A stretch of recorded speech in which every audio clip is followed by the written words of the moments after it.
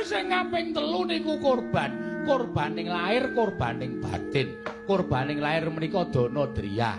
Weweh tetulung dateng sak pepadane. Ngoten.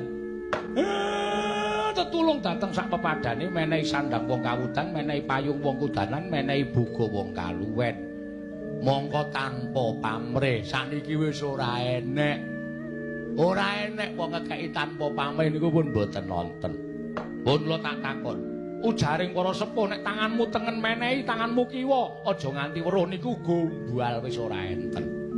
Racak-racake oke-oke wong sugih diparani jaluki sumbangan, menehi akeh ning mesti ana tembunge kula mangdongake waras, kula mangdomake rejekine akeh. Niku tegese nyumbang wis ora lahir batin, mergo dadi dol tinuku, dhuwit didol dadekke donga.